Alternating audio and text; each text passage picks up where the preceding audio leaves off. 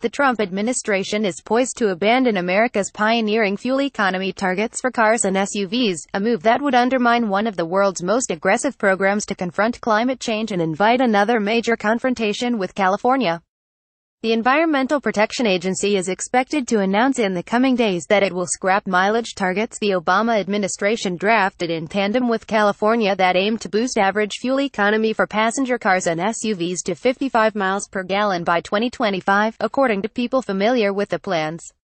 The agency plans to replace those targets with a weaker standard that will be unveiled soon, according to the people, who did not want to be identified discussing the plan before it was announced. EPA spokeswoman Liz Bowman said a draft determination was undergoing interagency review and a final decision would be made by Sunday. EPA Chief Scott Pruitt has previously suggested that he thinks the targets are too onerous for manufacturers and inhibit them from selling the vehicles most popular with Americans. A climate skeptic, Pruitt has questioned mainstream science on the warming caused by greenhouse gases such as auto emissions. Whether Pruitt can weaken the rules for the entire country is an open question. California, with its history of smog problems and heightened vulnerability to climate change, has unique authority under the Clean Air Act to impose its own standard. The act also permits other states to adopt the California rules, and a dozen have.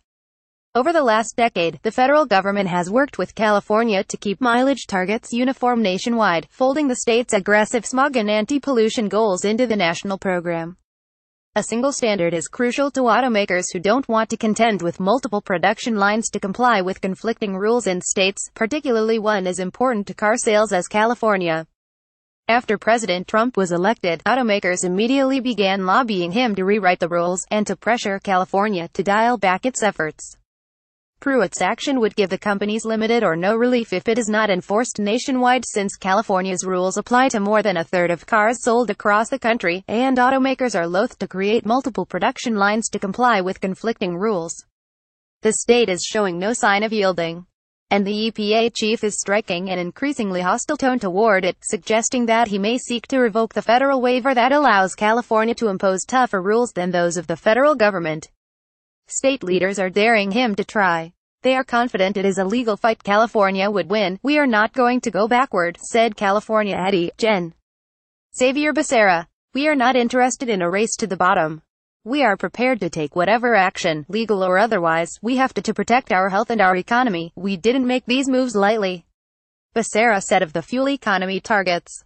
They came after years of study, scientific evidence, fact-gathering, comment periods, a lot of back and forth among experts and stakeholders. To unwind this and go backward would cost our industries and cost our people billions of dollars. There has to be a good reason to make any kind of move. We have seen nothing change that would make California change its position. The 55 miles per gallon target is based on outdated testing methods, so it is widely accepted that the current figure that would appear on the window sticker in showrooms is closer to 44 miles per gallon. The ambitious Obama-era program is geared toward moving drivers into vehicles that by 2025 release, on average, half the greenhouse gases of vehicles built in 2010. The EPA called it the most significant federal action ever taken to reduce greenhouse gas emissions. Some experts say the vehicle program is more significant in the fight against global warming even than Obama's signature Clean Power Plan, which sought to curb emissions from electricity plants.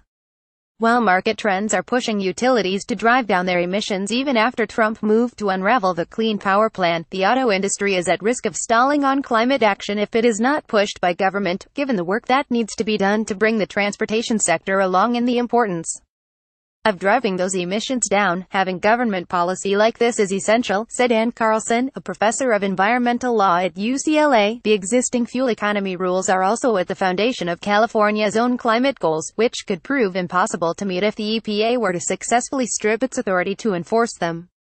The auto industry is still holding out hope that a deal between California and the EPA could be brokered. A compromise might involve the state consenting to easing up on the rules for vehicles sold from 2022 to 25, the years targeted by the administration, in exchange for extending federal rules out to 2030 with aggressive targets in those later years. "We keep urging people not to rush to judgment," said Gloria Bergquist, a spokeswoman for the Alliance of Automobile Manufacturers. "We haven't seen the EPA's data. We need to see what the government comes up with. We see it as in California's best interest to engage with the federal government and other stakeholders. If the state wants to maximize greenhouse gas reductions, it should work with us on a national level. California will get more done that way than going it alone, Ford chief executive Bill Ford, who has led the push for weakening the standard, wrote in a Medium post Tuesday that the company was not asking for a rollback but flexibility to help us provide more affordable options for our customers. The Trump administration's tone is more threatening than diplomatic. Pruitt told Bloomberg that he sees little sense in extending the mileage targets past 2025, and he also said publicly that California should not have the power to set the fuel economy agenda for the rest of the nation. It all suggests he is positioning to try to revoke the state's waiver.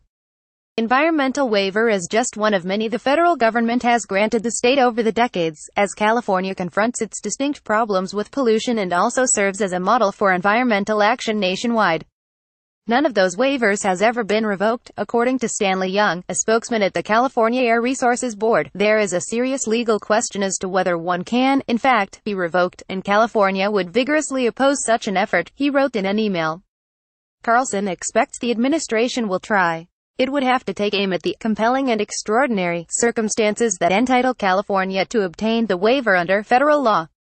In this case, those circumstances include the threat climate change poses to California's coastline, its industries and its air quality, among other things. The administration could argue other states face similar challenges, and that the mileage rules can be made more flexible without imperiling them. And it would also argue that the rules are so onerous as to make them technologically and economically infeasible.